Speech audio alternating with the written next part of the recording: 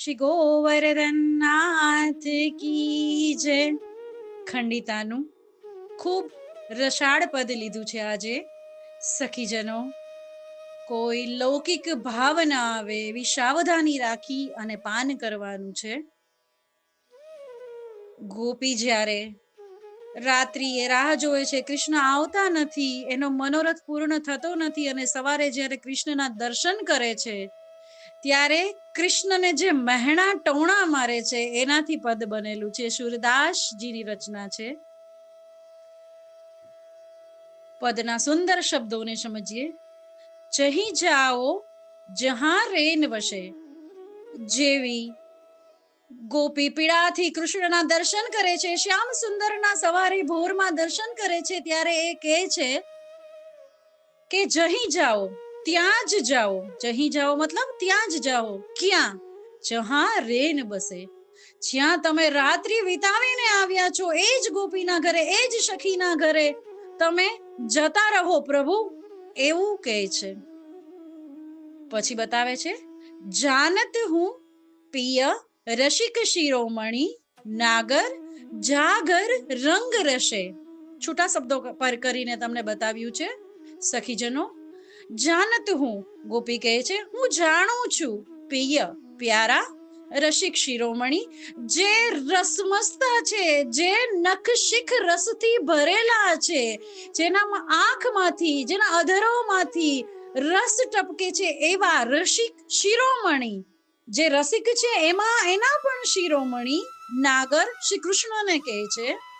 આ આખું નામ લીધું છે, રસિક શિરોમણી નાગર જાગર રંગ રસે. હું જાણું છું રસિક શિરોમણી નાગર કે ક્યાં ઘરમાં જઈ આપે રંગ રસે, રંગ રસાળ રંગનો વર્ષા કરી છે, ક્યાં રસમસતા રંગ તમે આ ફેલાવ્યા છે, હું જાણું છું. પ્રૂફ આપે છે, પ્રકાર બતાવે છે. અંજન અધર પ્રકટ દેખિયત હે, નાગવેલ રંગ નિપટ ખસે. અંજન લાગેલું છે અધર પર, એ પ્રકટ દેખાય આવે છે. આપના અધરો પર ગોપીનું, જે ગોપી સાથે તમે રાત્રિ વિતાવીને આવ્યા છો એનું અંજન આપના અધર ઉપર લાગી ગયું છે. નાગવેલ એટલે કે નાગરવેલ, પ્રભુ જે નાગરવેલનું પાન આરોગે, એની જે લાલીમાં હોય એની આસપાસ કે એનો રંગની આસપાસ કે એના રંગ ઉપર રંગ નિપટ ખસે.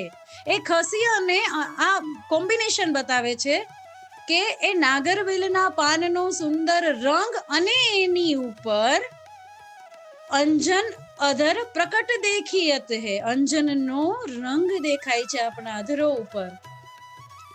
લટપટી પાગ મહાવર કેશંગ, બહુ સુંદર લાઈન છે. લટપટી પાગ મહાવર કેશંગ, માનીની પગ પર શીશ ઘસે.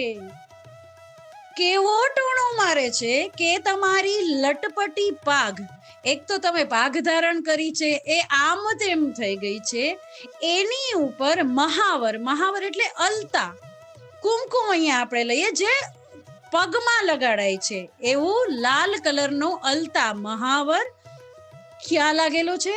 પ્રભુની લટપટી પાઘ પર લાગેલો છે. એટલે ગોપી કહે છે કે માનીની, માનીની મતલબ તમને જેના પ્રત્યે પ્રેમનું માન હતું, જેની સંગે તમે રાત્રિ વિતાવી છે, જે ગોપીના તમે મનોરથ પૂર્ણ કર્યા છે, એમના ચરણનું મહાવર એટલે કે અલતા કુમકુમનો લાલ રંગ તમારી લટપટી પાઘ પર લાગી ગયો છે. પગ પર શીશ ઘસે. શું તમે માનિનીના ચરણારવિંદમાં તમારું શિર સમર્પિત કર્યું હતું, તમારું મસ્તક ઝુકાવ્યું હતું, તમારું માથું ઘસ્યું હતું, કે એ મહાવર તમારા મસ્તક પર લાગી ગયું પ્રભુ? ઘુમત હો માનો પ્રિયા ઉર્ગીણી, નવ વિલાસ રસ સહજ દસે. એવી રીતે તમે ફરતા રહો છો કે માનો પ્રિયા ઉર્ગીણી, તમારા હૃદયમાં અને બધી પ્રિયાઓના હૃદયમાં નવવિલાસ રસ સહજ દિશે.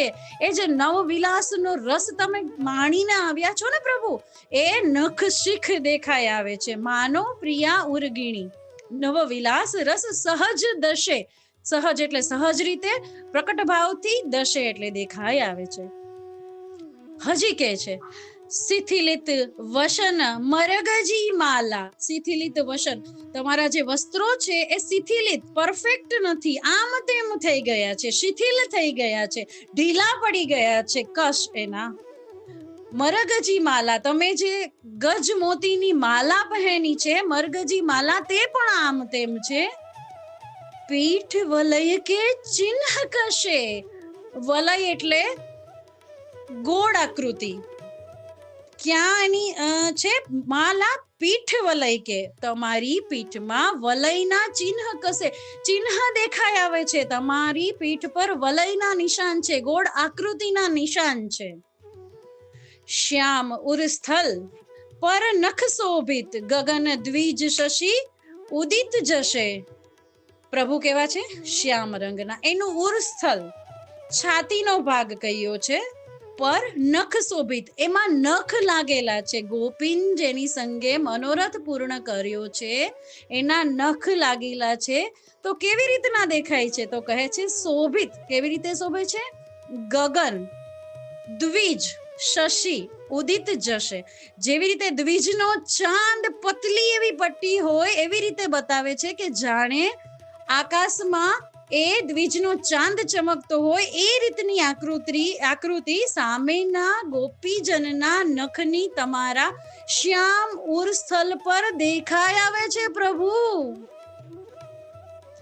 સૂરદાસ પ્રભુ પ્યારી કે વચન સુન. સૂરદાસજીની રચના છે અને સૂરદાસના પ્રભુ શ્રી કૃષ્ણ ઠાકોરજી શ્રીજી બાવા પ્યારી કે વચન સુન. પ્યારી કહ્યું છે, શું કામ? સુન નાગર નગધર નેક હસે, જરા હસી જાય છે. કેમ કે પ્રભુને ખબર છે, પ્યારી શબ્દ વાપર્યું છે કે તું પણ મારી પ્યારી જ છો. અને હસે, નેક હસે, થોડુંક હસ્યા. નાગર, શું કામ? કેમ કે તારા પણ મનોરથો પૂર્ણ કરવાના છે પ્યારી, એટલે હસી કાઢતા નથી, હસે છે કે તારા પણ મનોરથ પૂર્ણ કરવાના છે, તારો પણ તાપ બુઝાવવાનો છે. એટલું સુંદર ખંડિતાનું પદ. જહી જાઓ જહાં રેન વશે, શ્રી ગોવર્ધન નાથ કી જય.